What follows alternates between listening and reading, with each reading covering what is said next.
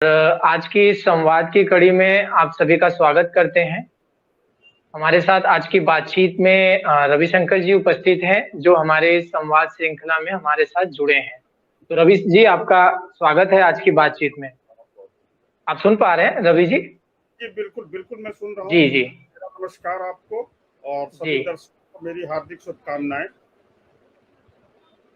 जी, शुक्रिया रवि जी। तो जैसा कि आप सभी परिचित होंगे कि हम सभी जन सरोकार मंच के इस यूट्यूब लाइव पर आकर आप सभी एक संवाद में, बातचीत में जुड़कर एक दूसरे से रूबरू होते हैं।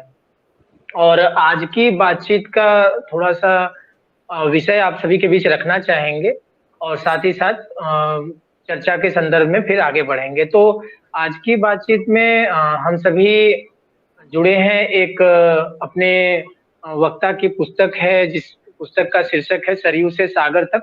उस पुस्तक के संदर्भ में बातचीत करने के लिए जुड़े हैं और उस पुस्तक के कुछ मूल विषयों को, निबंधों को केंद्र में रखकर बातचीत कर रहे होंगे।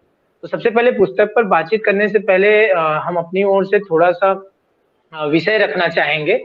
सर्वप्रथम पुस्तक के प्रकाशक संस्था उत्कर्ष पब्लिशर्स एंड डिस्ट्रीब्यूटर्स को हृदय से हम अपनी ओर से और अपने दर्शकों की ओर से आभार व्यक्त करते हैं, जिन्होंने इस पुस्तक सरयू से सागर तक को पुस्तक का आकार गढ़ने में, हमारे बीच प्रकाशित करने में अपना योगदान दिया। तो सर्वप्रथम प्रकाशक संस्था को आभार। और हम इस बातचीत में आज पुस्तक के इस आभासी पटल पर विमोचन के करते हुए ही बातचीत की ओर बढ़ेंगे। तो सबसे पहले सभी दर्शकों को मेरी ओर से और हमारे दर्शकों की ओर से रवि जी, आपको बहुत-बहुत बधाई, शुभकामनाएं कि आपने मुझे अपने तो पुस्तक आप, हम सभी आप के बीच। जी आपको और जी। आपके और बीच साथ ही साथ जी जी जी जी बिल्कुल। और आपकी लेखनी जो कि लोक कल्याण के लिए निरंतर ऐसे ही आगे बढ़ती रहे और हम सभी को चिंतन परक लेखों से परिचित कराती रहे, यही विश्वास के साथ हम लोग पुस्तक के विमोचन की ओर बढ़ते हैं। कोशिश करेंगे कि आप आप देख पा रहे हैं ना? हाँ जी, जी, जी, तो बिल्कुल। हम लोग अपने जी, तो हम लोग विमोचन इसी आभासी पटल पर आप दर्शकों के बीच करते हुए चर्चा के साथ आगे बढ़ेंगे। आप देख पा रहे होंगे, पुस्तक का शीर्षक है सरयू से सागर तक। ठीक है? तो आप सभी को इस पुस्तक के लिए धन्यवाद और हम रवि जी से कहना चाहेंगे कि आज की बातचीत में हम लोग अब विषय की ओर बढ़ते हैं। कोशिश करेंगे कुछ व्यवहारिक बातचीत अनुभवों से करेंगे और विषय जो आज का है वो खास करके शुरुआती निबंधों पर है। तो रवि जी, सबसे पहले तो हम यही कहना चाहेंगे कि पुस्तक पढ़ने के दौरान शुरुआती क्रम में जब हम आगे बढ़ रहे थे, तो कुछ चीजें जो मेरे दिमाग में चल रही थी, जैसा कि हम लोग पिछली चर्चाओं में भी जुड़े थे, तो हमारा एक प्रयास था कि बातचीत में जब जाएं आगे तो कोशिश करें कि कुछ अपने जो पाठक है, जो एक पाठक के रूप में हम अपने आप को देखते हैं, तो जिसको हम महसूस कर रहे हैं, उन मौलिक अनुभवों से आपसे बातचीत करते हुए आपके विचार सुनने का प्रयास करेंगे, ताकि हम उस पे और भी बेहतर समझ बना पाए। तो हम विषय पे सीधे आते हैं। तो पुस्तक का जो प्रथम निबंध का शीर्षक है, जब उसको हम शुरू करते हैं पढ़ना, तो एक दौर है जो होली का दौर है, जो उस दौर में आपने लिखना शुरू किया, जो हमारा कोविड का दौर था और आपने उसमें जिक्र भी किया है।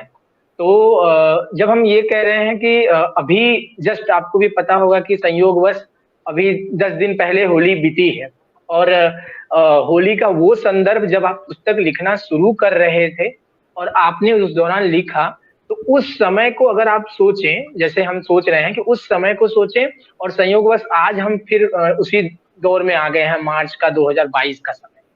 तो मेरा एक सवाल आपके बीच, मतलब व्यवहारिक रूप से ये है कि आप वो शुरुआती लेखन के दौरान जो वो समय था, उस समय को और इस समय को किस तरह से देख रहे हैं? क्या परिवर्तन आप देख पाए?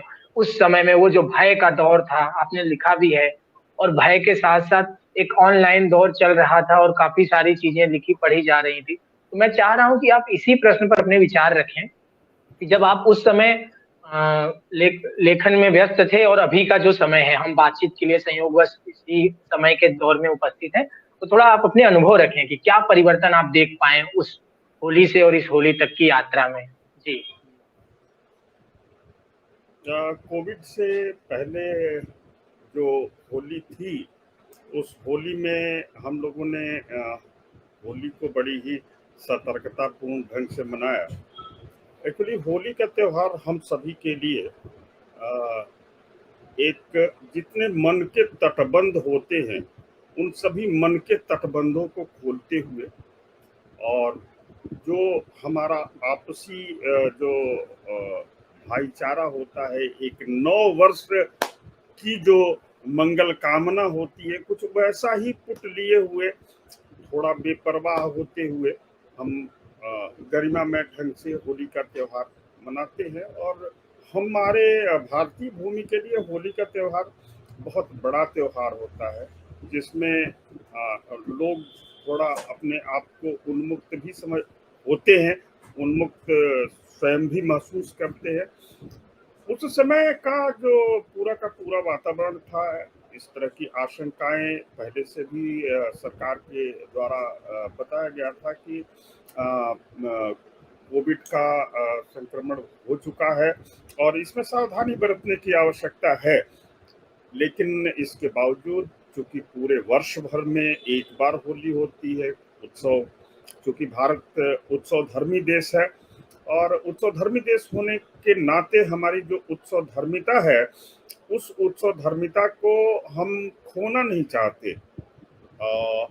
तो उस तमाम सारी बाधाओं के बावजूद भी लोगों ने बहुत ही अंतरंगता के साथ और बहुत ही अच्छे ढंग से होली का त्यौहार मनाया। हाँ, इस बार थोड़ा उस कोविड के दौरान की जो होली थी, अभी कोविड का जस्ट सुनाई पड़ रहा था कि होने वाला है, तो उस दौरान की होली में और इस दौरान की होली में मूलभूत अंतर जो था वह यह था कि लगभग लगभग पूरा जनमानस भयमुक्त था। जी। जी। आप सुन पा रहे हैं, तो अभी मतलब ये हम कहें कि वो जो दौर था वो पूरी तरह से शंका और पूरी तरह से कहें तो एक भय की स्थिति थी।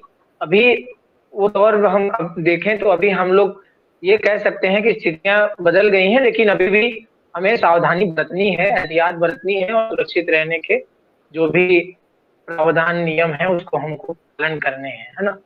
तो बिल्कुल। और 2021 का वो समय है जब आप शुरुआत कर रहे हैं और अपने उस बातचीत को ला रहे हैं, और अभी भी हम इस बातचीत की ओर बढ़ रहे हैं कि कैसे चीजें बदली हुई हैं।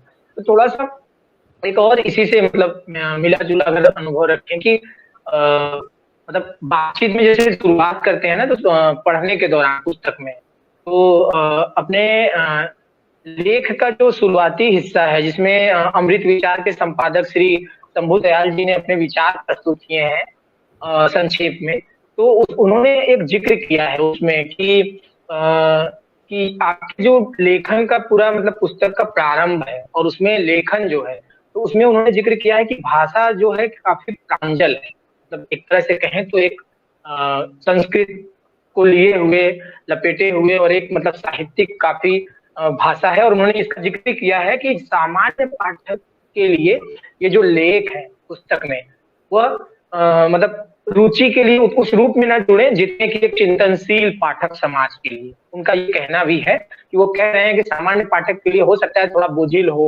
है ना, थोड़ा भारी भरकम लगे, लेकिन एक चिंतनशील पाठक के लिए वह ज्यादा मतलब कहें तो बांधे रह सकता है उसे, है ना। तो मैं मेरा ये सवाल यहाँ पे एक बुनियादी ये बन रहा है कि आपसे हम समझना चाहेंगे थोड़ा अपने अनुभव में कि मतलब पुस्तक का जो अध्ययन है वो अध्ययन मतलब एक चिंतनशील जनमानस के लिए तो सुगम दिखता है बजाय कि एक सामान्य पाठक के। तो आप इस पे कुछ कहना चाहेंगे, मतलब आपको ये चीज महसूस होती है कि नहीं, आप अगर इस पर विश्लेषण करें तो।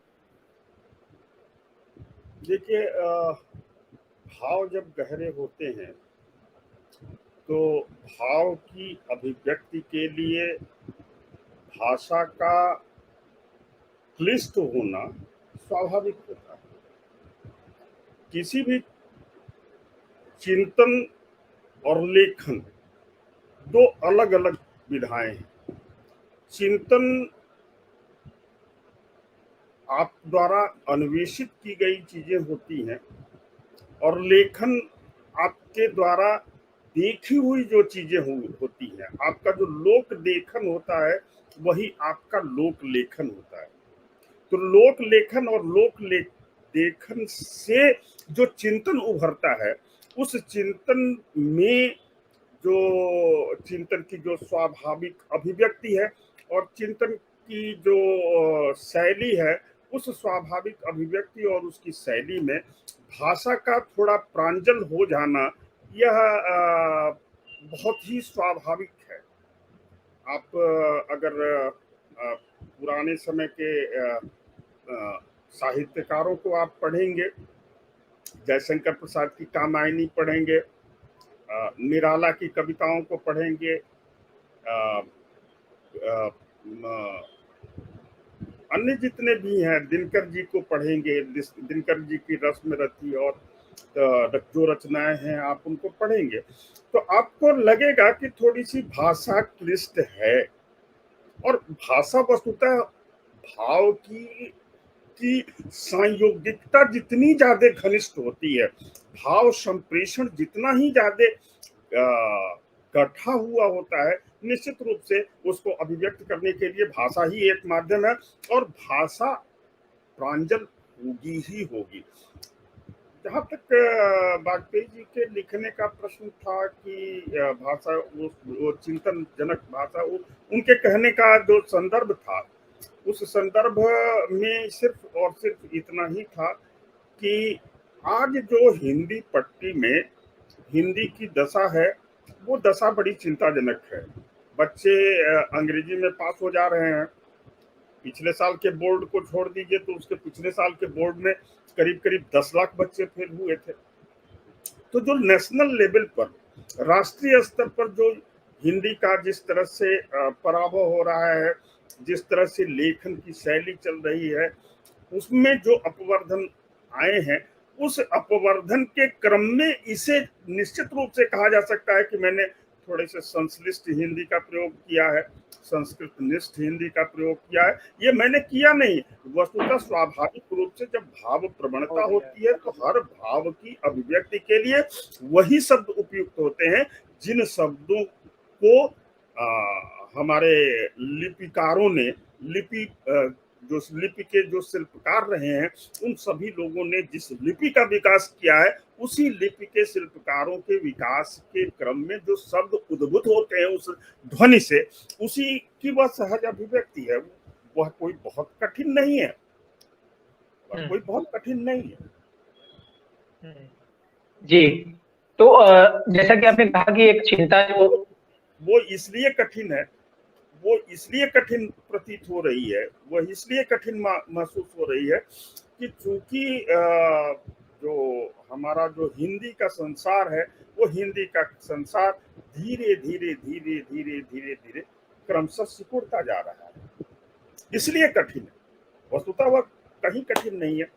अब जैसे आप रामधारी सिंह दिनकर का पढ़िए, आप निराला को पढ़िए, मुक्तिबोध को पढ़िए, अन्य जितने भी ख्याति प्राप्त साहित्यकार रहे हैं, जयशंकर प्रसाद जी रहे हैं, उनको पढ़िए तो आप देखेंगे कि हिंदी के बड़े प्रांजल और संस्कृत निष्ठ शब्द हैं और संस्कृत में अपने आप में संस्कृत निष्ठ शब्दों में ध्वन्यात्मकता इतनी अधिक होती है कि अर्थ अगर पूरी तरह से आपको नहीं भी मालूम हो, तभी भी आप उसकी ध्वन्यात्मकता से ध्वन्यात्मकता में जो संप्रेषणीयता है, उस संप्रेषणीयता में आप अपनी चीजों को व्यक्त कर ले जाते हैं। जी बिल्कुल। तो रवि जी, जैसा कि आपने कुछ साहित्यकारों का अभी बातचीत के दौरान नाम लिया, और मतलब जब मैं उस सवाल की ओर फिर से जाता हूँ और सवाल को ही सोच रहा हूँ फिर से मैं बार-बार, तो आपका कहना बिल्कुल वाजिब है कि जो हिंदी को लेकर के मतलब आप ये चिंता व्यक्त कर रहे हैं कि वाकई में जो एक हिंदी का मतलब शब्दों का जो प्रयोग है, एक साहित्यिक जो उसकी लेखनी है, और उसमें बहुत सारे जो आपने लेखकों का नाम लिया, तो मुझे लगता है कि मैं उन्हीं लेखकों को थोड़ा विश्लेषण करके इसी सवाल को समझूं। आपने कहा रामधारी सिंह दिनकर, आपने जयशंकर प्रसाद का नाम लिया, मुक्तिबोध का नाम लिया। तो इन्हीं अगर कवियों लेखकों को देखें तो मुझे लगता है कि दिनकर और नागार्जुन और प्रसाद और मुक्तिबोध, ये सभी कवियों में मुक्तिबोध को पढ़ना अपने आप में एक अलग स्थिति में ले जाता है। वो एक भारी भरकम उनका जो लेखन है वो उस रूप में दिखता है। लेकिन नागार्जुन को अगर हम पढ़ें, या आपने रश्मि रथी का नाम लिया, तो रश्मि रथी दिनकर को पढ़ें तो वो अपने आप में कहें तो इस रूप में एक ध्वन्यात्मकता है कि वो हमें बांधे रहती है, और हमें जो आपने कहा कि चीजें, बहुत सारी चीजों के अर्थ नहीं समझ में आते, फिर भी हम उसमें एक तरह से सेलिब्रेट कर लेते हैं या समझ जाते हैं बिल्कुल। और जब वाजपेयी जी ये एक तरह से अपनी समीक्षा के रूप में एक संक्षिप्त टिप्पणी कर रहे हैं, तो मुझे लगता है कि वाकई में एक बहुत जरूरी उन्होंने विषय खोला है कि बिल्कुल एक चिंतनशील जो पाठक है, जो हिंदी का एक पाठक है। मैं एक साहित्य का विद्यार्थी हूँ, ये सवाल इस रूप में है कि एक साहित्य के विद्यार्थी के लिए वाकई चीजों को लिए पढ़ने के संदर्भ में एक सुगम स्थिति हो सकती है, उसके लिए साध्य हो सकता है। लेकिन जब हम कह रहे हैं एक सामान्य पाठक, क्योंकि लेखक जब लिख रहा है तो वो बहुत सारी चीजें, जो आपने कहा लोक देखन, तो लोक देखन उसने लोक में जो भी देखा है, जो महसूस किया है, जो भी जिया है, उसको लिख रहा है, और वो सहज रूप से चीजें आ गई हैं। लेकिन जब हम मुझे लगता है प्रसाद को पढ़ते हैं तो उनके लेखन में और मुक्तिबोध के लेखन में एक हमें चिंतनशील पाठक की जरूरत दिखती है। मुझे ये मेरा व्यक्तिगत ऐसे सोचना है। तो मूल रूप से यही है कि कहीं ना कहीं हम इस उनके टिप्पणी पे बहुत ध्यान दे रहे थे कि जब मैं पढ़ रहा था ये चीजें मुझे महसूस हो रही थी। अब इसी से जुड़ता हुआ, इसी क्रम में एक सवाल आपको छोटा सा और रखता हूँ जो इसी से जुड़ता हुआ है, जो मतलब कहें तो सवाल इस तरह से है कि जब हम पुस्तक पढ़ना शुरू करते हैं तो पुस्तक पढ़ने के दौरान जो कई सारे मन में मेरे विचार भर रहे थे, काफी सारे, मतलब आप क्रम से कुछ विषयों को रखते जा रहे हैं। आपने बीच में कई सारे अपने विधाओं की बात की है, आपने समाज की बात की है, आपने मनोविज्ञान की बात की, आपने कानून के संदर्भ में बात की है, और शास्त्र की बात की है। तो मेरा एक सवाल इसी संदर्भ में जुड़ रहा था कि जब हम अनुच्छेद पढ़ रहे हैं ना, तो पुस्तक के संदर्भ में जब अनुच्छेद पढ़ते हुए जा रहे हैं तो अनुच्छेदों का जब लंबा हो जाता है, अनुच्छेद हमको पढ़ने के दौरान जब लंबे होते हैं तो जो प्रथम विचार था वो पीछे हमसे छूटने लगता है, और दूसरे हिस्से पर आते आते हम वो समन्वय बना नहीं पाते। तो मुझे मैं एक विचार आपसे यही सोच रहा था कि जो ये अनुच्छेदों का लंबा है, मतलब एक एक वाक्य ऐसे हैं जो 3 से 4 लाइनों तक में दिख रहे हैं, है ना? तो इस ये कैसे, मतलब आपने जब इतनी बड़ा एक चिंतन मेरे दिमाग में उभर रहा था कि ये कैसे जब ठहराव होता है तो हम चीजों को जोड़ पाते हैं। थोड़ा सा पढ़ने के दौरान इस तरह की स्थितियां भी आपको महसूस हो कि न हो, लेकिन मैं एक पाठक के नजरिए से बार बार देख रहा हूँ कि ये पुस्तक बहुत सारे पाठकों के लिए बहुत उपयोगी सिद्ध इस रूप में हो सकती है कि वो जब एथिक्स की बात कर रहे हैं, जो लॉजिकल एक चिंतन परक लेख लिखने की ओर बढ़ रहे हैं, तो मुझे लगता है बिना एक ठोस चिंतन, मतलब किसी तरह का एक संदर्भ नहीं बल्कि एक खुद का चिंतन परक मौलिक लेख, वो इशारा करता है ये पुस्तक के माध्यम से हमें सोचने के लिए। तो मुझे बहुत महत्वपूर्ण लग रहा था, लेकिन ये सवाल मन में बन रहा है, आप इस पे जरूर अपने विचार दें। ये जो वाक्यों का लंबा हो गया है तो वो एक पाठक, सामान्य पाठक, मुझे लगता है एक जटिल स्थिति बनाता है। आप इस पे जरूर अपने विचार रखें जी। एक्चुअली चिंतक चिंतन परक जो भी गद्य होते हैं, चिंतन परक जो भी अभिव्यक्ति होती है, उस अभिव्यक्ति में जो पैराग्राफ है, उस पैराग्राफ का लंबा होना स्वाभाविक है।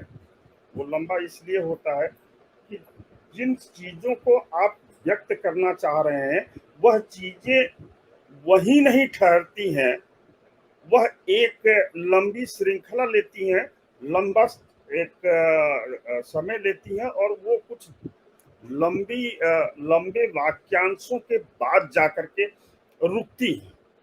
तो निश्चित रूप से हमारी पुस्तक में इस तरह के है कि जो वाक्यांश हैं और जो वाक्यों का जो प्रयोग, वाक्यों का जो गठजोड़ है, वो वाक्यों का गठजोड़ लंबा है, और लंबे होते हैं गठजोड़, जो भी वाक्यों के गठजोड़ होते हैं वो लंबे, खासतौर पर चिंतनशील जो लेखन है। आप और भी तमाम तरह के लेखों को आप पढ़ेंगे तो आपको महसूस होगा कि जो चिंतन परक जो लेखन है, उस चिंतन परक लेखन में जो जो पैराग्राफ है, वो पैराग्राफ थोड़ा लंबा होता ही है। जी जी। आपसे माफी चाहेंगे, अभी हमारे साथ थोड़ा सा मतलब लाइट का चैलेंज हुआ है, तो अभी हम आप मेरी आवाज सुन पा रहे हैं ना? हाँ हाँ, मैं आपकी आवाज सुन रहा हूँ। शुरू से जी ही जी आपका जी जी। वीडियो जो है गड़बड़ है, शुरू से ही कुछ ओके ओके, गड़बड़। ठीक है। हाँ हाँ, नेटवर्क का इशू होगा, लेकिन अभी थोड़ा सा मतलब कैमरा को ऑन कर पाने में थोड़ी सी कठिनाई है, तो हम थोड़ा सा बातचीत जो आप कह रहे हैं ना, वो उसी विषय को मैं सुन रहा हूँ कि जी, जब हम निबंधों को पढ़ते हैं, खास करके सही बात है कि निबंधों में जब लेखक लिखता है जैसे तो एक जैसे भाषा वाकई। एक मिनट चंद्रभान जी, थोड़ा कोई एक निबंध आप उसमें से निकालिएगा जहां वाक्यांश जी लंबे जी हैं, जी शायद उसको उसको बता सकने में ज्यादा सक्षम होऊंगा। जी जी जी जी, बिल्कुल। तो मैं उसे साझा करता हूँ, है ना, जी आपके जी बीच ही साझा करता हूँ। जैसे कि दूसरा निबंध है, आप देखिएगा। हाँ दूसरा जी निबंध लोक जीवन के उत्थान में प्रयोग हो आविष्कारों का, ये शीर्षक है।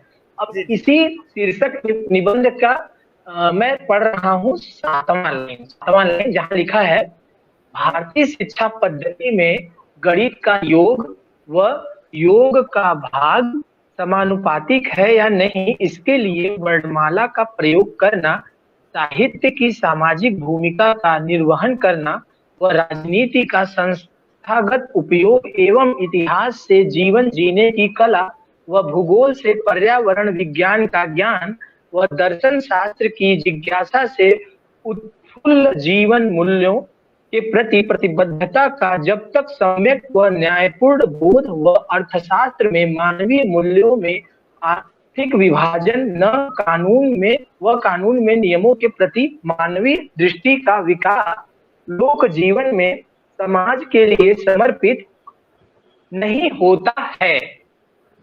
आप देख पाए हाँ, बिल्कुल देख रहा हूँ। रवि जी? हाँ, देखा। जी जी जी। देखिए, भारतीय तो इस मैं संदर्भों में, मैं हाँ इसमें जो कहना चाह रहा हूँ, वो मैं कहना ये चाह रहा हूँ, भारतीय शिक्षा जी पद्धति में गणित का योग, गणित में योग होता है और ऋण होता है, धन और ऋण, है ना? जी हेलो। जी जी हाँ, जी जी, मैं सुन पा रहा हूँ, मैं सुन पा रहा हूँ। भारतीय शिक्षा पद्धति में गणित का योग, योग का भाग, गणित का योग, योग का भाग, ध्यान दीजिएगा। वाजपेयी जी जी ने जी जी। समझौता इसी बात पर लिखा है उन्होंने कि चिंतन परक है, हम्म। सामान्य जन को थोड़ी दिक्कत होगी। मैं उस पर भी आऊंगा और जी सामान्य बिल्कुल जन पर, विशिष्ट जन पर भी मैं आऊंगा।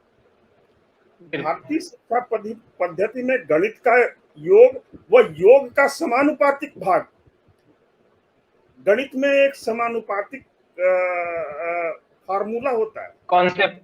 जी जी जी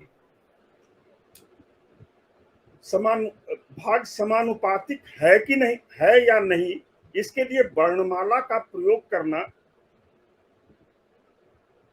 साहित्य की सामाजिक भूमिका का निर्वहन करना व राजनीतिक का संस्थागत उपयोग एवं जीवन से एवं इतिहास से जीवन जीने की कला व भूगोल से पर्यावरण विज्ञान का ज्ञान व दर्शन शास्त्र की जिज्ञासा से उत्फुल्ल जीवन मूल्यों के प्रति प्रतिबद्धता का जब तक सम्यक और न्यायपूर्ण बोध व अर्थशास्त्र में मानवीय मूल्यों में आर्थिक विभाजन व कानून के नियमों के प्रति मानवीय दृष्टि का विकास नहीं होता है, तब तक समाज, ये जो है, इसका, इसके लंबे होने का थोड़ा सा एक तो कारण ये है कि इसमें एक साथ कई बातें कही जा रही हैं और कई दृष्टि से जी कही जी जा रही हैं, तो थोड़ा सा रुक करके जी ठहर बिल्कुल। करके सोचना पड़ेगा। वस्तुतः सोचिए, होता क्या है कि बिल्कुल। निबंध की जो शैली होती है, वो निबंध की शैली में चूंकि चिंतन की प्रखरता ज्यादा होती है, चिंतन की प्रखरता में जिस तरह के वाक्यों का संगठन बनता चलता है, लेखक के चिंतन में जिन जिन वाक्यों का संगठन बनता चलता है, उसी संगठित शब्दों के समूह में वह लिपिबद्ध करता चलता है। और उस लिपिबद्ध करने में चूंकि सिर्फ गणित ही नहीं है, जो लोक जीवन है हमारा, वो लोक जीवन में हमारी जो परिवेश की है, हमारा जो इतिहास है, हमारा जो धर्म है, हमारा जो दर्शन है, इसलिए कि एक व्यक्ति में, जैसे आप ही हैं, एक व्यक्ति में तमाम सारी चीजें समाहित हैं। तो उसकी सामाजिक दृष्टि, उसकी आर्थिक दृष्टि, उसकी सांख्यिकी दृष्टि, उसकी मानवीय की दृष्टि, उसका मनोवैज्ञानिक दृष्टि, तो सभी, जब तक आप सभी वृत्तों में, चिंतन के सभी वृत्तों में जब तक आपकी यात्रा नहीं होगी, तब तक आप किसी भी विषय वस्तु का सम्यक निरूपण न्याय संगत नहीं कर पाएंगे। जी जी बिल्कुल। तो बिल्कुल, जब हम लोग थोड़ा सा पढ़ते हुए बात कर रहे हैं तो ये विचार मतलब इसे ध्यान दिया होगा, कामा बीच बीच में कामा लगा हुआ है। जी जी जी थोड़ी स्टॉप आगे जी है, जी बीच बीच में आप देखें उसे, उसमें कामा लगा हुआ है। हाँ जी बिल्कुल एक बिल्कुल। शब्द और संगठन दूसरे शब्द संगठन के बीच में कामा लगा हुआ है। कामा लगने जी का जी मतलब जी होता है कि आप यहाँ रुकें और पूरी चीजों को ओके, आप देखें, और फिर सोचे उसके बाद इसका पटाक्षेप होगा। बिल्कुल बिल्कुल। ये बात सही है कि मतलब मुझे ये इसलिए जरूरी लग रहा था ना, क्योंकि जब मैं खुद लिखता हूँ तो मुझे अपने लिखने के दौरान ये बार बार मतलब लगता है ऐसा कि कॉमा जो आप बता रहे हो बिल्कुल, कि वहां हमको थोड़ी देर ठहरना है, ठहरने के बाद उस विषय पे थोड़ा ठहर कर सोचना भी है, ताकि हमें आगे की जो पहले का जो हिस्सा है वो विषय हमसे जुड़ा रहे, मतलब हम हाँ, बांधे रहे उसे और फिर हम आगे बढ़े। बिल्कुल। तो ये बहुत इंपॉर्टेंट है और कि ये बिल्कुल आपने जो जिक्र किया। खास तौर पर चंद्रभान जी, पढ़ने के लिए हमें कामा और फुल स्टॉप को देखना पड़ेगा। बिल्कुल। तो ये आप ये ये बिल्कुल ये सजगता हमें बरतनी होगी। और अगर हम इस तरह से सजग होकर के, अगर कामा और फुल स्टॉप को सजग होकर के अगर पढ़ेंगे, तो निश्चित रूप से जो है हम चीजों के साथ अपना तादात्म्यकरण बनाते हुए चलेंगे। बिल्कुल ऐसा बिल्कुल। मुझे तो ऐसा मुझे लगता है। आप बिल्कुल पढ़िएगा, बिल्कुल रामचंद्र शुक्ल को आप पढ़िएगा, हजारी प्रसाद द्विवेदी को आप जी पढ़िएगा, उनके बड़े लंबे लंबे पैराग्राफ हैं। जी। चिंतामणि में जब वो लिखते हैं तो चिंतामणि में भी मतलब ये आपका तर्क बिल्कुल इस रूप में है मदद करने के लिए कि हाँ, क्वामा जो है वहां हमें ठहरना है। लेकिन जब एक पाठक के रूप में मैं इसे पढ़ रहा हूँ तो मैं मुझे लगता है जब यहाँ ये लाइन आती है ना कि जीवन मूल्यों के प्रति प्रतिबद्धता का जब तक सम्यक व न्यायपूर्ण हो, जब तक, जैसे ही मैं सुना था तो मुझे लगता है अब यहाँ पे इसको विराम समझते मिलना हैं। चाहिए। अब देखिए फिर इसमें वहीं पे क्या है, चंद्रभान जी, एक चीज मैं कहूंगा, जब बिल्कुल किसी व्यक्ति के या किसी समाज के जीवन मूल्यों का विश्लेषण किया जा रहा है, तो जीवन मूल्यों का विश्लेषण किसी एक विधा में ही अगर हो, तो शायद उस पूरे जीवन मूल्यों का आप विश्लेषण नहीं कर पा रहे हैं। जब तक कि उसकी सर्वांग जो दृष्टि है, सर्वांग दृष्टि उस जीवन मूल्यों पर अगर आपकी नहीं पड़ती है, तो मैं समझता हूं कि वो लेखन अधूरा रहेगा। बिल्कुल जैसे जैसे उसमें लिखा कि गणित का योग, योग का समानुपातिक, योग के भाग का समानुपातिक, तो भाग तो होता है, ऋणात्मक पक्ष भी होता है, उसका ऋण भी होता है, धन भी होता है, उनका उसका जो है योग भी होता है।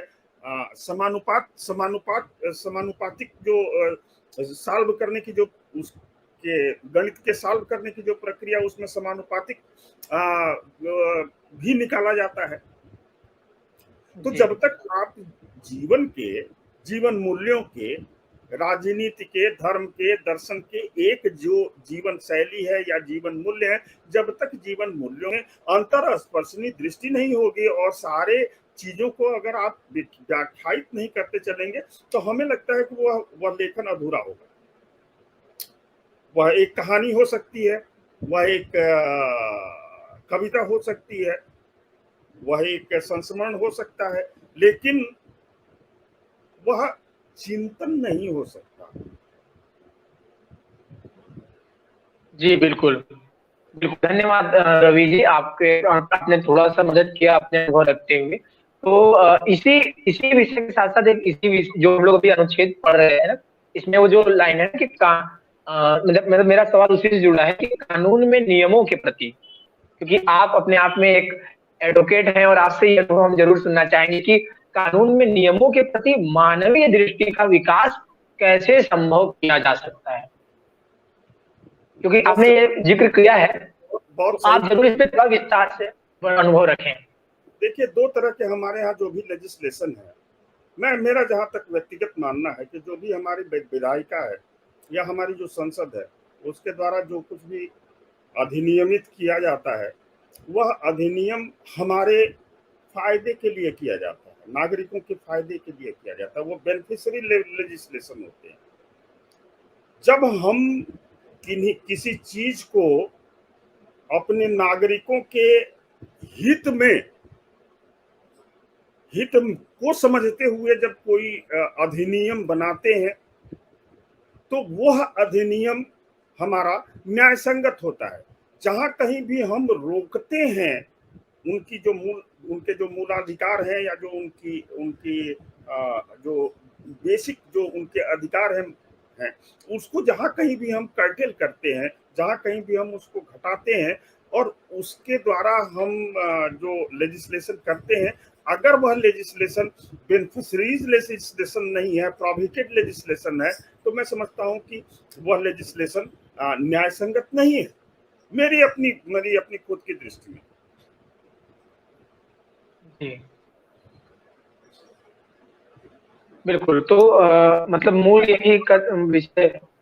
मूल विषय यही है कि आप ये कहना चाह रहे हैं कि जो मानवीय दृष्टि आप उन संदर्भों में जो जिक्र कर रहे हैं, तो मतलब जो नियम है, जो प्रावधान है, जो भी कानून है, उसमें एक व्यापक समुदाय के हित को ध्यान में रखकर जो निर्णय है, हाँ, तो भी हाँ, वो मानवीय दृष्टि के विकास की ओर इशारा करते हैं, है जी ना? जी तो जी जी जी, तो बिल्कुल, तो आपके इस निबंध का शीर्षक भी है, आपने शीर्षक रखा है कि लोक जीवन के उत्थान में प्रयोग हो आविष्कारों का।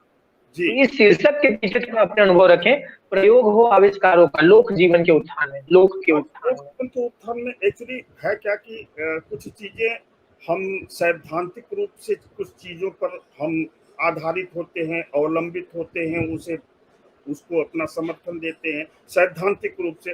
व्यवहारिक रूप से जब कभी भी उन सिद्धांतों का क्रियान्वयन होने लगता है, तो तमाम तरह की व्यवहारिक असुविधाएं भी आती हैं। उन व्यवहारिक असुविधाओं से गुजरते हुए सिद्धांतों का निर्माण करना या सिद्धांतों का प्रतिपादन करना ही हमें लगता है कि वह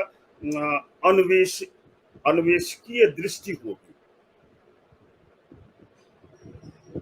तो जब तक हमारे लोक जीवन में अन्वेषण नहीं होगा कि जो हमारे सिद्धांत हैं, वो सिद्धांत का जब क्रियान्वयन होगा और उस क्रियान्वयन से जब उसका व्यवहारिक स्वरूप आएगा, उस व्यवहारिक स्वरूप से जो कुछ भी उस क्रियान्वयन में होने वाली जो भी उसके अनुकूल है, जो भी उसकी अनुकूलता है या जो कुछ भी प्रतिकूलता है, उन अनुकूलताओं और प्रतिकूलताओं से गुजरते हुए जब तक हम निश्चित रूप से उस सिद्धांतों के समर्थन में कोई पक्ष प्रस्तुत नहीं करते हैं या उस सिद्धांतों के प्रति प्रतिबद्ध नहीं है, तब तक वो सिद्धांत ही रह जाएंगे। व्यवहारिक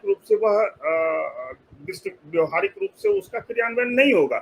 इसलिए विचारों में यह वैज्ञानिक दृष्टिकोण, मानवीय दृष्टिकोण, मैंने पिछले भी साक्षात्कार में आपसे कहा था कि जब तक व्यक्ति मानवीय नहीं होगा तब तक वैज्ञानिक दृष्टिकोण नहीं आएगा, और जब तक वैज्ञानिक दृष्टिकोण नहीं आएगा तब तक व्यक्ति में अन्वेषकीय प्रवृत्ति का जन्म नहीं होगा।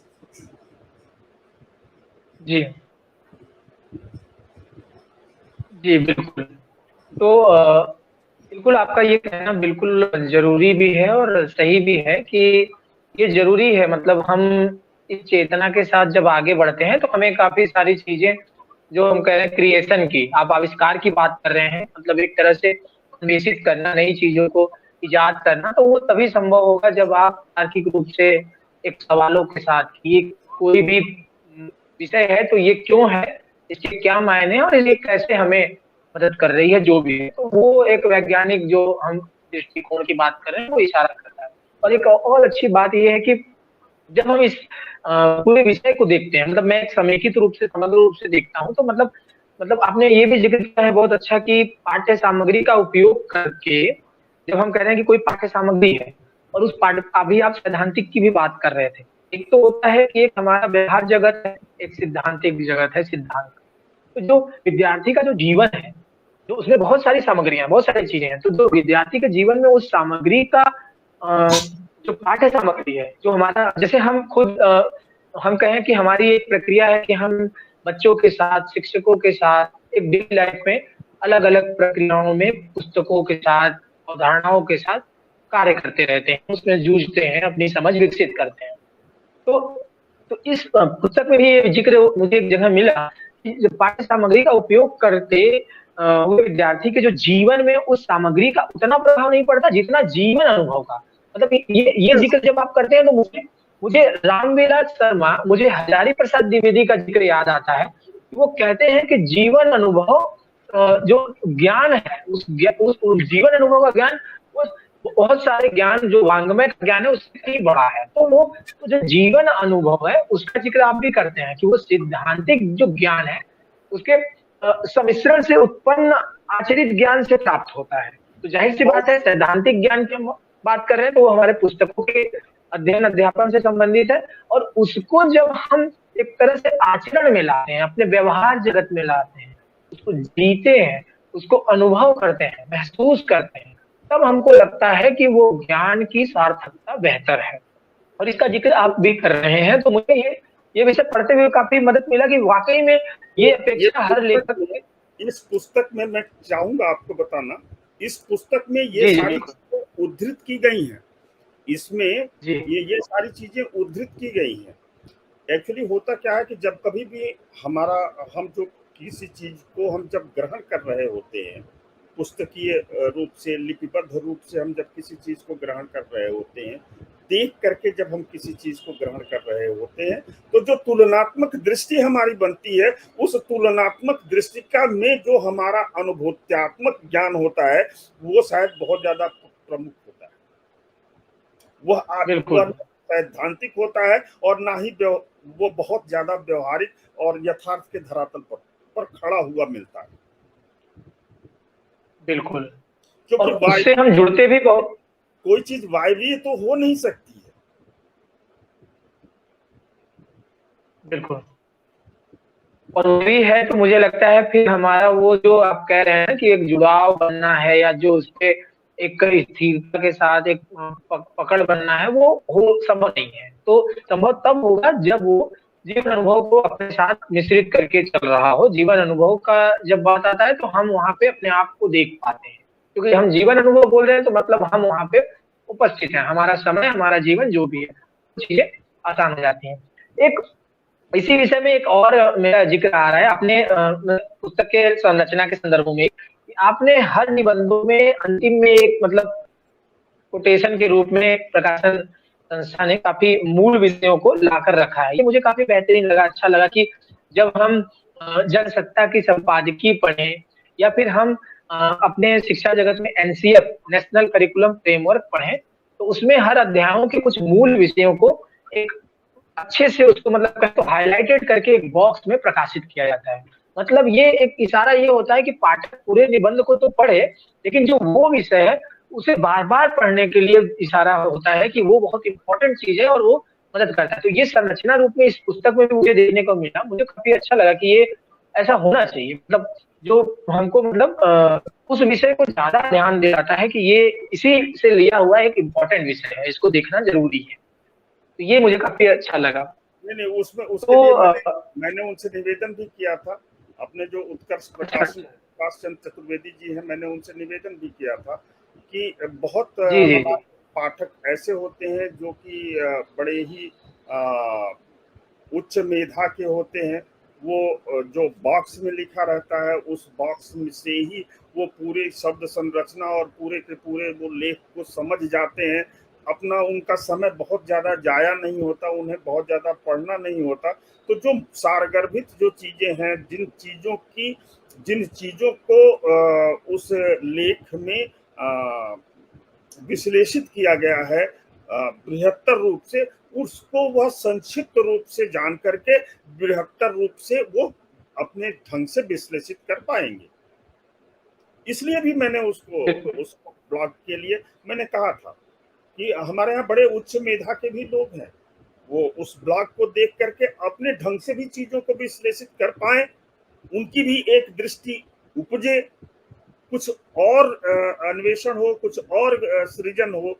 इसलिए भी उसको रखा कि ठीक है, अगर क्योंकि बहुत समय ऐसा है कि पढ़ने के पास मैं कुल इस पुस्तक हमसे ले गए होंगे लोग 70-80 पुस्तकें हमारी गई हैं।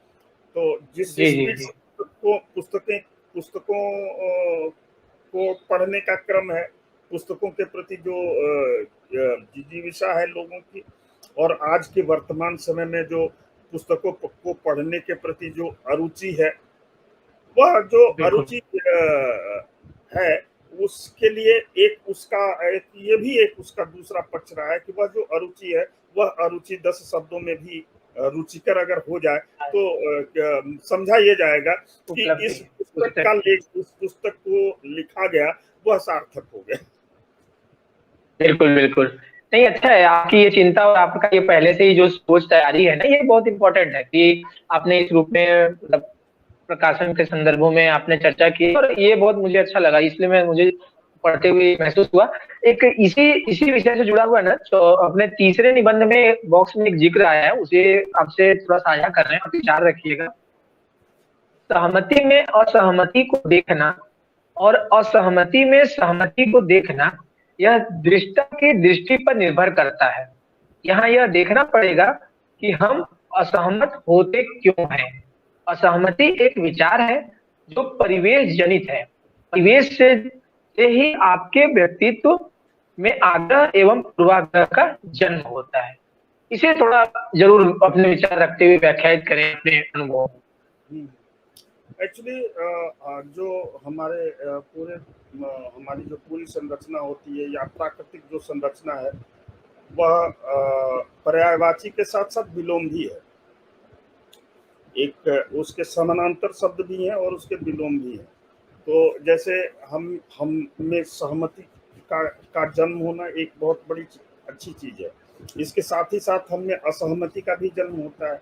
हम में गुण भी होता है, हम में दोष भी होता है। हम में जो कुछ भी होता है, हम में जो कुछ भी धनात्मक होता है, उसका एक ऋणात्मक पक्ष भी होता है।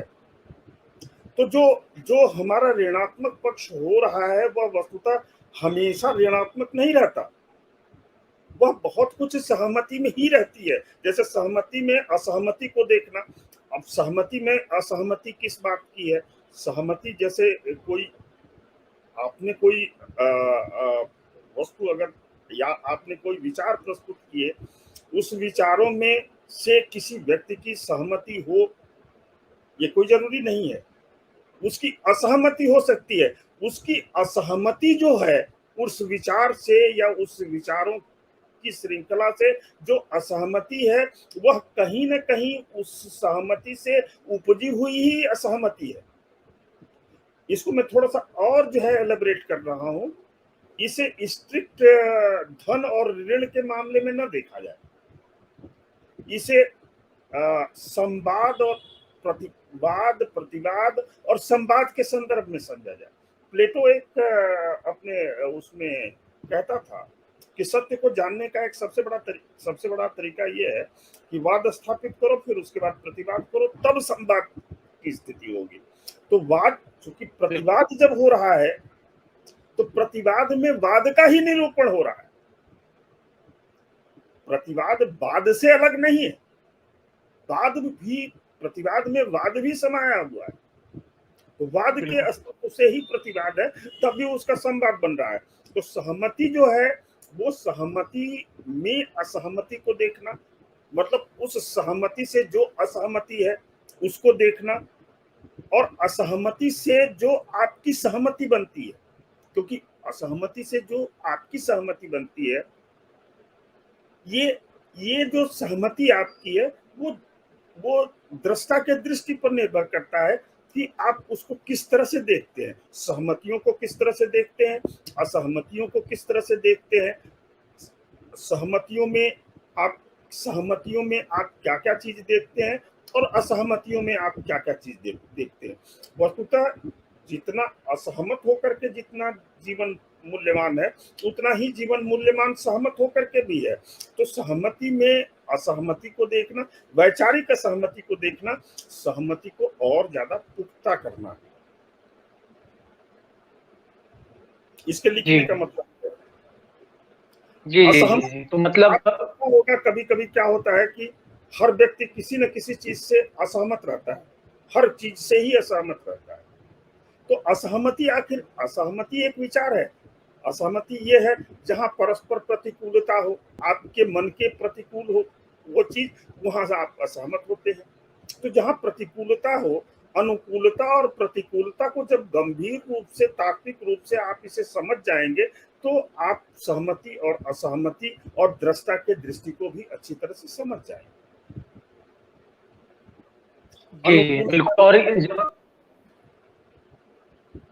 जी, तो मूल पक्ष ये है कि जब आप बोल रहे हैं कुछ उदाहरणों के साथ कि प्रतिवाद का जो विषय है वो वाद से ही निकल कर आया है और हमारी एक सहमति है, और उसी के भीतर अगर मेरी सामने वाले जो आप बोल रहे हैं कि उसमें उस विषय है, मतलब एक कहें कि सीधा सीधा एक विचारधारा है, उस विचारधारा पर मैं बहुत बिना मतलब कहें तो बहुत तार्किक नहीं, बल्कि मैं एक्सेप्ट करने की जो सहमति है, मैं बहुत ज्यादा सोचता नहीं, मैं बहुत अतिवादी हूं, तो मैं उसको एक्सेप्ट कर लेता हूँ। लेकिन जब आप ये लिखते हैं कि कोई असहमत क्यों है, तो ये जो क्यों है, ये हमें ये सोचने के लिए मदद करता है कि वो जो संदर्भ है कि सहमत होने और न होने में वो जो समन्वय है, जुड़ाव है, उसको भी हम सोच रहे हैं कि ये निर्भर करता है अपने आप में दृष्टा की दृष्टि पे। तो एक इसी से जुड़ा हुआ एक सवाल और मन में है, इसी विषय पे थोड़ा सा आप इस पे भी अपने अनुभव रखिएगा। एक जिक्र है कि आपके हिसाब से, आपके अपने दृष्टिकोण से, आपके हिसाब से अतिवादी विचारधारा की जो श्रेणी में आप किस प्रकार के अनुभवों को समाहित करते हैं कि जिसे आप अतिवादी विचारधारा कहते हैं, अब इस पर अपने विचार जरूर रखें। अतिवादी विचारधारा को मैं उस श्रेणी में रखता हूं जहां की आप दूसरे किसी की बात को सुनते नहीं, दूसरे किसी की बात को आप अंगीकृत नहीं करते, वो अतिवादी विचार। ओके, तो इस पे कुछ और एक उदाहरण अगर रखें, आप कोई एक उदाहरण रखें, प्रासंगिक उदाहरण अभी के समय। अतिवादी विचारधारा जैसे आप, एक बहुत छोटा सा आपको उदाहरण दे रहा हूँ। जैसे राजनीतिक जीवन अपने आप में एक बहुत बड़ा घटक, जीवन का एक घटक है। जीवन का एक घटक राजनीति है। तो जैसे राजनीति को लिया जाए, राजनीति में एक वामपंथी विचारधारा है, एक दक्षिणपंथी विचारधारा है, एक मध्यमार्गी विचारधारा है, एक वैज्ञानिक समाजवादी विचारधारा है, एक पूंजीवादी विचारधारा है, एक आदर्शवादी विचारधारा है और एक अराजकतावादी विचारधारा भी है। तो ये जो विचारधाराओं की और वादों की जो भिन्नता है, उस भिन्नता में जो लोक जीवन की जो सुगमता है, वो सुगमता किन किन वादों में है। निश्चित रूप से आदर्शवादी विचारधारा स्वीकृत हो सकती है, यथार्थवादी विचारधारा स्वीकृत हो सकती है, पूंजीवादी विचारधारा स्वीकृत हो सकती है, सर्वहारा वर्ग वामपंथी विचारधारा स्वीकृत हो सकती है, तमाम तरह की विचारधाराएं स्वीकृत हो सकती है। लेकिन अतिवादी विचारधारा, अराजक विचारों का, जैसे एक होता क्या है कि विचारों में कुछ वायवीयता भी होती है, काल्पनिक तरह की सैद्धांतिक विचारधारा, जैसे मार्क्स का द्वंदात्मक भौतिकवाद था। मार्क्स ने जो द्वंदात्मक भौतिकवाद लिखा और हीगल ने जो उसका उसका विस्तार किया, उसमें उसने समाज की जो संरचना की, वो बहुत कुछ काल्पनिक संकल्पना है, क्योंकि वो कहीं भी सफल नहीं हो पाई। जहां कहीं भी उसका राजनीतिक प्रयोग किया गया, वो कहीं भी सफल नहीं हो पाई। तो इसलिए जो मानवीय मूल्यों से इतर, जो मानवीय मूल्यों को अंगीकृत करती हुई नहीं प्रतीत होती है विचारधारा, वो अतिवादी विचारधारा है।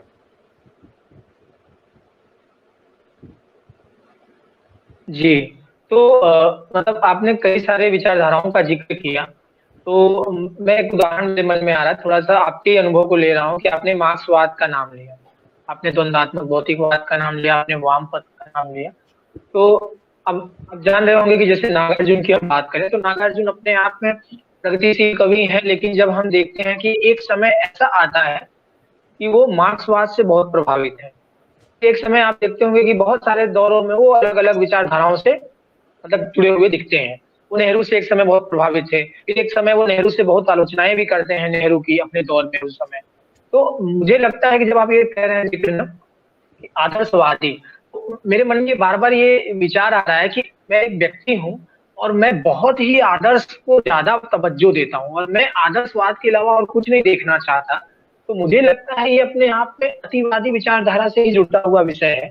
मुझे ऐसा लगता है, बजाय कि हम एक लचीलेपन के साथ, जैसे हम कह रहे हैं कि जो समय की मांग है, अगर मुझे लगता है कि जो बड़े लोगों के हक की बात है, आपने अंत में जो बात कहा कि मानवीय मूल्यों, तो मुझे लगता है कि जो वो लिखते भी जो मानव के हक की बात करेगा, जो रोटी की बात करेगा, उसके साथ मैं हूँ। नागार्जुन ये कहते हैं कि मैं उसके साथ हूँ। तो मुझे लगता है कि किसी भी एक विचारधारा के साथ बिना मतलब कहें कि एकदम एकांगी हो जाना, वो अतिवादी विषय की ओर ज्यादा इशारा करता है। मतलब इसको एक और उदाहरण से समझे कि हमें किसी भी राजनीतिक पक्ष पर अगर हम बात कर रहे हैं, तो हमें हर विषय को तुलनात्मक रूप से देखना होगा। मतलब सीधा सीधा है कि हमें उस विचारधारा के उन विषयों पर समझना होगा कि वो विषय कैसे लोगों के साथ जुड़ते हैं, लोगों के हक से, उसके बातचीत से जुड़ते हैं, वो इम्पोर्टेंट है। तो बिना किसी रैशनल के, बिना किसी तार्किकता के अगर हम किसी विषय को एक्सेप्ट कर रहे हैं, तो वो अतिवाद की ओर हमें इशारा करता है। हम पूरी तरह से अतिवादी नजरिए के साथ आगे बढ़ते हैं, है ना? यही विषय आपके अनुभव से मैं बच पा रहा हूँ और उसको मैं महसूस कर पा रहा हूँ। बिल्कुल। तो मुझे भी जी, तो मुझे भी ऐसा ही लगता है कि हमें हर समय में, जैसे अगर हम वर्तमान राजनीति को ही सोचें, एक विवादित पक्ष हो सकता है, लेकिन हमें लगता है कि हमारा एक बहुत बड़ा दायरा, एक बहुत बड़ा युवा वर्ग अभी अतिवाद से ज्यादा ग्रसित है। वो इस रूप में ग्रसित है कि वो एक विपक्ष है, एक हमारा राजनीति में जो अभी राजनीति है हमारी, और उसी के एक विपक्ष में हमारी दूसरी पार्टी है। लेकिन हम बिना किसी ज्यादा सोचे समझे, बिना विषय के संदर्भ को समझे कि क्या धरातल पर चीजें हैं, हम कुछ जो चारों तरफ बातचीत का विषय है उसको एक्सेप्ट करके उसे मान बैठते हैं और उससे हम अतिवाद से ग्रसित हुआ देखते हैं। मुझे ऐसा लगता है, मैं किसी पार्टी विशेष का नाम नहीं ले रहा हूँ, लेकिन मुझे लगता है ऐसी स्थितियां ज्यादा दिखती हैं।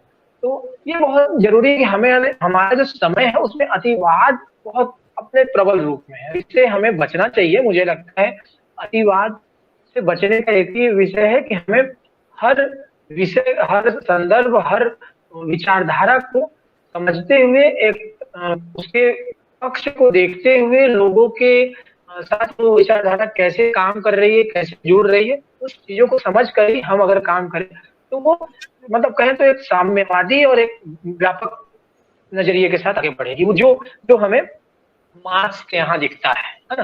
मार्क्स जो बात करते हैं, साम्यवाद की बात करते हैं, है ना? ये कुछ चीजें तो बहुत महत्वपूर्ण है। हम थोड़ा सा भी विषय पे आ रहे हैं, समय भी हम अपने समय की ओर बढ़े, लेकिन मैं अभी थोड़ा सा उस विषय पर आ रहा हूँ।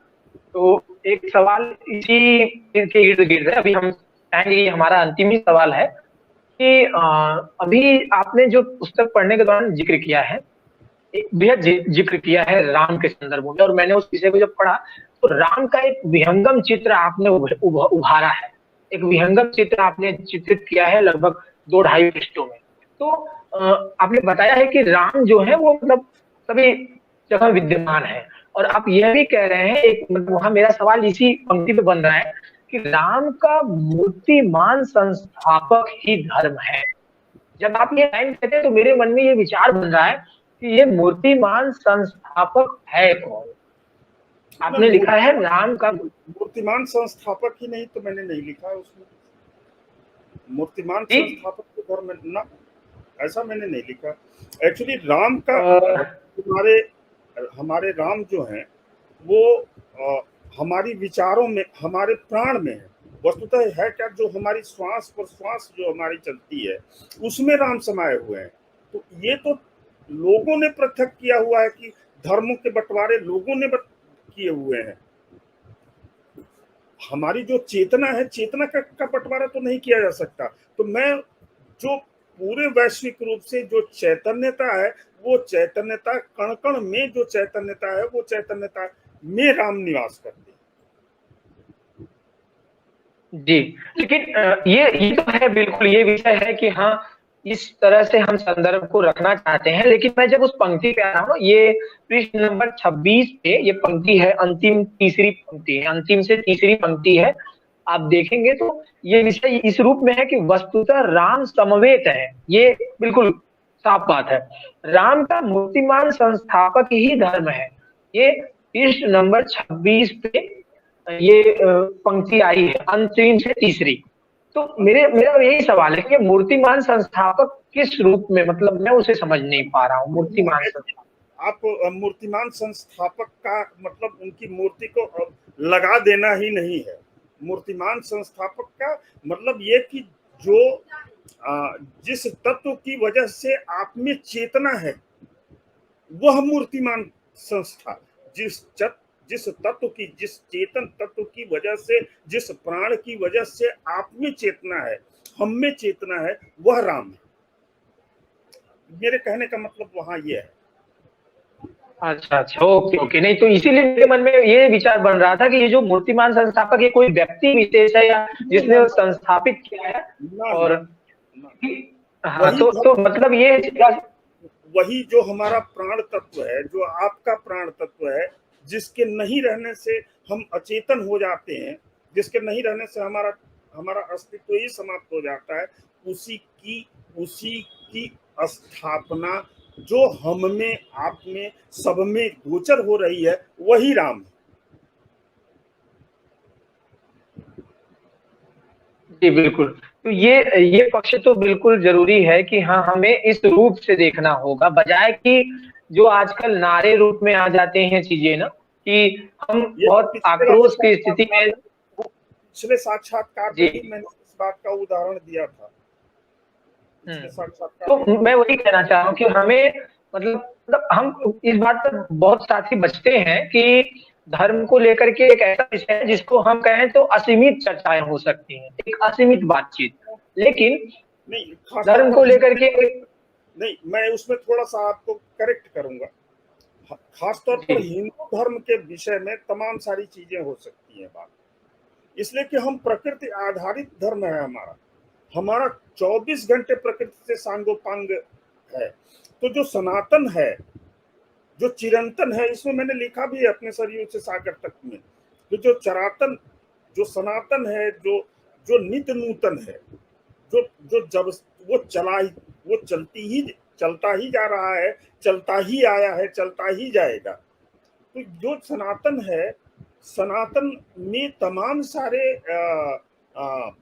विचारों की एक लंबी श्रृंखला है, और वो उनके सारे लोगों के विचार जो है स्तुत्य हुए हैं। सारे लोगों के, जैसे आपको मैं बताऊं, आप जब दर्शन शास्त्र पढ़ेंगे तो उसमें एक चारवाक हुए। तो चारवाक जो जी है, जी चारवाक की जो धार्मिक संकल्पना थी, वो बिल्कुल अलग थी। अन्य जो दार्शनिक संकल्पना धर्म की हुआ करती थी, उसके समय के लोगों की वो अलग हुआ करती थी। तो जो वैचारिक विभिन्नता है, वो वैचारिक विभिन्नता रही है और वो होगी भी। लेकिन वैचारिक विभिन्नता के बावजूद भी जो धर्म का स्वरूप है, वो धर्म का स्वरूप सबका एक ही तरह का है। हम पृथक बना लेते हैं, हमने पृथक बनाया हुआ है, और ये कंक्रीट, ये तथ्यात्मक सत्य है। इसीलिए तो आप देख रहे हैं पूरे विश्व में कितने धर्म हैं, जबकि धर्म अपने आप में परोपकार के अतिरिक्त और कुछ है ही नहीं। एक शब्द में धर्म, परोपकार और मानवता के अतिरिक्त और कुछ है ही नहीं। जी ये तो अंतहीन है, इस पर लंबी चर्चा हो सकती है, इस पर तो बहुत बिल्कुल। और मैंने कहा भी ये बात कि जो इसका जो दायरा है वो असीमित है, मतलब सीधा सीधा हम कहें कि जो आपने कहा कि यह चराचर है, आगे भी चलती रहेगी। बस मेरा सवाल यही बन जाता है ना कि जब हम किसी एक खास धर्म का नाम लेते हैं तो मुझे लगता है वो अपने आप को अलग दिखाने का जो एक विषय है, मतलब ये बहुत प्राचीन है, ये बहुत नया है। मुझे लगता है ये अंतर करना भी, भेद जो करना है ना, इससे भी हमें बचना चाहिए, क्योंकि आपने एक जिक्र किया है जो उत्तरोत्तर धर्म है, जो आपने लिखा है कि उत्तरोत्तर धर्म में जातीय व नस्लीय विवेचना की गई है। बिल्कुल बात है कि बाद में उत्तरोत्तर हम देखते हैं समय में, तो वहां पे एक भेद की स्थिति की गई है ना, जाति और नस्ली। तो मुझे लगता है, मैं निजी रूप से ये सोचता हूँ, मुझे ये रखने में मतलब बहुत जरूरी लग रहा है कि हमें, जब हम ये कहते हैं कि ये धर्म बहुत प्राचीनतम है, या फिर हम ये कहते हैं कि यह सभी से श्रेष्ठ है, तो मुझे लगता है श्रेष्ठ कहने के पीछे जिनसे श्रेष्ठ ले जा रहे हैं उनके माध्यम पे ही उसका संकल्पना है। तो मुझे इस संदर्भ को संपूर्णता में देखना होगा, संपूर्णता में इस तरह कि ये सारी चीजें एक दूसरे से जुड़ी हुई हैं और यह निरंतर गतिशील है ना, बजाय कि हम एक भेद की स्थिति से देखने से बचे। तो मुझे लग रहा था कि वो बहुत इंपॉर्टेंट है और इस पे बहुत असीमित बातचीत हो सकती है। और अच्छा लगा कि मतलब इन विषयों पे भी आपने जो लेखन, मतलब आपने, मुझे लगता है कि आप अध्ययन का जो क्षेत्र है वो दर्शन, उपनिषद, ये सारी चीजें हैं, इसलिए आप इस तरह के विचारों के साथ अपनी पुस्तक में आते हैं। और बहुत सारे विषय हैं, आधुनिक चीजें प्लेटो से लेकर के मार्क्स तक भी है। जी जी जी, बिल्कुल बिल्कुल, मार्क्स तक भी है जी। तो दृष्टि है, एक तुलनात्मक दृष्टि है। अगर मैं पाठकों के बीच में अगर ऐसा स्थान बना पाता हूँ, आप सभी लोगों के बीच में एक ऐसा स्थान बना पाता हूँ कि शायद तुलनात्मक दृष्टि के से प्रभावित होकर के ही कविता चिंतन किया गया है, तो अच्छा, मतलब ये शायद यह उसका लेखन का मूल उत्स होगा, क्योंकि जी बिल्कुल रवि जी, सांस्कृतिक पक्ष है और जो उसका व्यवहारिक पक्ष है और जो आपका अनुभूत्यात्मक पक्ष है, इन सभी पक्षों में अगर कोई चीज सार्वभौम दिखाई पड़ती है, वही सत्य हो सकती है। अदरवाइज तो परिप्रेक्ष्यों में सारी चीजें संदर्भों और परिप्रेक्ष्यों में होंगी। जी जी बिल्कुल। और अब काफी सारी बातचीत हम लोगों ने की और अच्छा ये रहा कि काफी, बातचीत का तो अंत नहीं है, लेकिन हम लोग समय की ओर आ रहे हैं। लेकिन मुझे लग रहा है कि जो ये विषय थे हमारे बातचीत के, बहुत सारे ऐसे विषय इसमें थे कि बहुत सारे हमारे समय में लोग इस तरह के विषयों पे, हमारे जैसे लोग, युवा पढ़ने वाले लोग और बहुत सारे लोग बातचीत करने के लिए खुलकर आने का, मतलब उस रूप में नहीं आ पाते, ये झिझक रहती है कि ये बहुत संवेदनशील विषय है, इस पे बात करने से एक, मतलब कहें तो एक हिचकिचाहट दिखती है। लेकिन मुझे लगता है हर किसी के लिए ये बहुत जरूरी है कि इस तरह के विषयों पे, इस तरह के मुद्दों पर, चाहे वो संवेदनशील ही क्यों ना हो, लेकिन मुझे लगता है इस पर खुलकर आने का एक माहौल बनाना बहुत जरूरी है। तभी हम जो बात कर रहे हैं एक वैज्ञानिक चिंतन या तार्किकता की बात कर रहे हैं, तो ये तभी एक, मतलब कहें तो समाज, जो आज का समाज है, तो उन स्थितियों का एक, कहें तो बेहतर विश्लेषण, उन्नत विश्लेषण किया जा सकता है। और बहुत सारी चीजें हैं, लेकिन हम आपसे यही कहेंगे कि अभी मैं अपने आप को इन सारी बातचीत के साथ रोकूंगा और आपको ये कहूंगा धन्यवाद कि आपने काफी सारे अपने विषय जो रखे बातचीत के दौरान सवालों के माध्यम से, वो हम सभी के लिए, हमारे दर्शकों के लिए, हमारे लिए एक सहायक रहे। और काफी सारी बातचीत है, लेकिन अब हमारे समय की एक सीमा भी है, तो हम लोग समय की ओर ही आ गए हैं। बस हम अंत में यही कहेंगे कि आप अगर कुछ अपनी ओर से और जोड़ना चाहें तो जरूर रखिएगा हमारे लिए और हमारे दर्शकों के लिए। फिर हम लोग इस बातचीत को, आज की बातचीत को यहीं पे विराम करेंगे। तो आप जरूर अगर कुछ अपने विषय रखना चाहते हो जरूर रखेंगे। हाँ, मैं अपने दर्शकों से उनसे ये निवेदन करूंगा कि वो इस पुस्तक को पढ़ें और पढ़ लेने के बाद अपनी प्रतिक्रिया से मुझे अवगत कराएं। जहाँ कहीं भी जहाँ कहीं भी उनकी असहमति हो, जहाँ कहीं भी उनकी समालोचक दृष्टि हो, अगर वो उससे मुझे अवगत कराएंगे तो मैं ऐसा समझूंगा कि मेरा लेखन लिखने का कोई मतलब मेरा लेखन सार्थक। जी, जी शुक्रिया। आपने ये विचार रखा और इसी विचार में मेरा फिर एक विचार बन गया कि आपने कहा जहाँ कहीं असहमति हो, तो मुझे लगता है जब पढ़ते हैं ना, तो आपने कहा भी वो जिक्र सहमति से ही बनता है। और मैं ये कहूंगा कि इसे इस तरह कहा जा सकता है कि जो भी साथी, क्योंकि सभी साथी पढ़ रहे हैं और उनके विचार मिल भी रहे हैं और मिलेंगे भी, लेकिन ये है कि हमारे एक बेहतर उन्नत समीक्षा उस पे जो होगी वही इम्पोर्टेंट है। असहमति कहना मतलब एक तरह से मुझे लगता है मतलब एक ऐसा विषय है कि हमें उससे बचना चाहिए, बचाए कि एक तार्किक रूप से, एक समालोचनात्मक रूप से आना वो बहुत जरूरी है। क्योंकि तभी एक लेखक, एक रचनाकार की उपलब्धि सिद्ध होती है जब उस पर एक उन्नत समीक्षा खुल आती है, जिसमें दोनों पक्षों पर बात होती है। और यही एक आलोचक के माध्यम से लेखक की प्रसिद्धि का रास्ता भी बनाती है। लेखक का एक कहें तो, अगर हम कहें कि साहित्य में बहुत सारे आलोचकों ने कुछ कवियों को बहुत बेहतर रूप से आलोचना की, तो अगर हम कहें कि हिंदी में रामचंद्र शुक्ल अगर तुलसीदास को बहुत केंद्रीय रूप से देखते हैं सबसे ऊपर, तो उन्होंने उन पर एक अलग से बहुत सारी आलोचनाएं भी की और समेकित रूप से भी की, तो वो उनकी प्रसिद्धि का एक माध्यम भी बना। कबीर को लेकर के भी आलोचनाएं हजारी प्रसाद द्विवेदी ने की। तो मुझे लगता है आलोचना होनी चाहिए और एक बेहतर उन्नत समीक्षा समालोचना होनी चाहिए। समालोचना होनी चाहिए, समालोचना होनी जी चाहिए। बिल्कुल बिल्कुल बिल्कुल। आलोचना तो हम लोगों को विश्वविद्यालय में योगेंद्र प्रताप पढ़ाते थे, तो वो वाईपी सिंह थे, तो वो बताते थे कि आलोचना समालोचना है, आलोचना क्रिटिक नहीं है, आलोचना नहीं है। समवेत सर्वांग दृष्टि डालते हुए जो उसके गुण और दोष हैं, उन दो गुणों और दोषों का सम्यक निरूपण करना ही आलोचना, समालोचना है। और इसको नामवर सिंह ने भी काफी विस्तार से अपनी पुस्तक में लिखा है और उनकी पुस्तक का शीर्षक भी है। तो मुझे लगता है बहुत जरूरी है। और आज की काफी बातचीत हमने की और आपका फिर से एक बार धन्यवाद देंगे रवि जी। आप इस चर्चा में उपस्थित हुए, अपने विचार दर्शकों के बीच रखा आपने, और हमारे इस मंच, जन सरोकार मंच को भी हम धन्यवाद ज्ञापित करते हैं और मेरी ओर से भी आप सभी को धन्यवाद। तो ये इन्हीं बातों के साथ आज की बातचीत को हम समाप्त करते हैं। बहुत बहुत धन्यवाद, बहुत बहुत धन्यवाद, बहुत बहुत धन्यवाद।